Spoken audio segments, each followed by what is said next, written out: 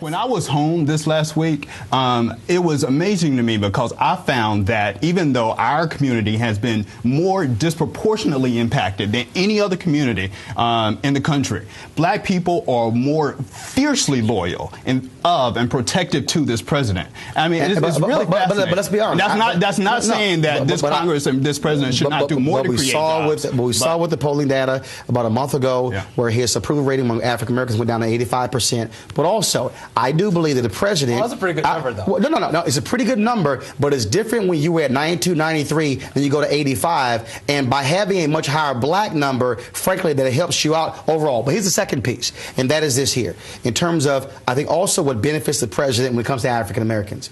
When he is attacked by his birth certificate, when he is attacked on his Christianity, African Americans are saying we will circle the wagons. Yeah. And so, but the attacks on him, I think, also plays a role in that. But so I think that's one of the issues there. But on this whole issue you brought up earlier with Republicans and Democrats coming to the White House, and that is you have the Republicans who are telling the president, stop demagoguing us on Congressman Paul Ryan's Medicare program. Yeah. But the president turns around and says, I'm sorry, wait a minute, I'm the socialist dictator. I'm the one who's running socialist policies. And they're calling Medicare a voucher system. Right. Yeah. And so on this whole issue of Medicare, on the Democrats, though, playing with fire in that, you have to do something about Medicare to confront the deficit. Yeah, you do. And you have to have everything on the table. Medicare, Social Security, all of those discussions need to be on the table. Well, the Republicans saw what happened when you pushed Ryan's plan. They lost a New York congressional race. Yeah, but we can't have it. But we can't have it both ways. At some point, there has to be a grown-up discussion about that. And back to this issue of creating jobs.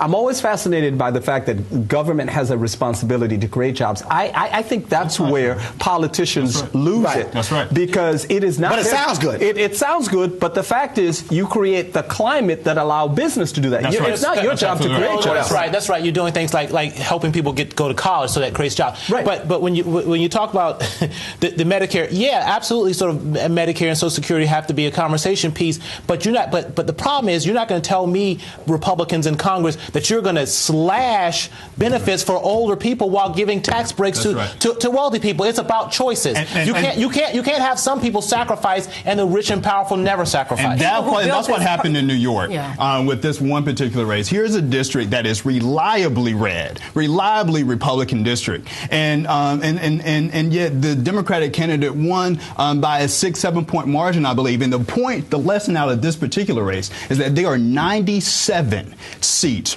that are currently held by Republicans that are more moderate than this one, and that has a lot of Republicans, nervous about that. Well, a White House source said definitely that this race was a referendum on Medicare, and they said that's the whole thing. It was about Medicare, and that's why the Democrat won. But you got and about the Republican plan to privatize Medicare. Right. But I want to go back to something real fast. You got to remember, when you're talking about these cuts and when everything is laid out and all the dust settles, there will be cuts to the deficit, programs, and jobs, and things are going to get worse. We have to remember that. However, let me jump in and be contrary.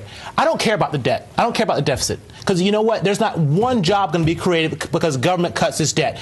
Jobs will be created in this country when there's a demand, and there's not going to be a demand until people have jobs and people can have higher income. That's got nothing to do with that. We have crumbling bridges and crumbling roads. Well, then create jobs. That's the infrastructure. That's what they're talking about. But when you cut jobs, money makes the world go round. According to former Governor Doug Wilder, everything is about money. And let me tell you something: when the middle class doesn't have money in their pocket, it will go right to the polls. That's my point. Well, then why do we care about? Why is debt dominating the conversation when the dominant conversation should be about jobs and growth? It should be, but we're cutting jobs and programs. But we also have to be honest, though, that when you talk about this whole issue of debt and when you talk about the whole issue of cuts, on the GOP side, the deficit and the debt, that's what's driving their agenda, because they are trying to go back to being fiscal conservatives in order to appeal to their base and the Tea Party. And you're right. I think if you don't have a job, you're not concerned about the deficit, but we have to own up to the fact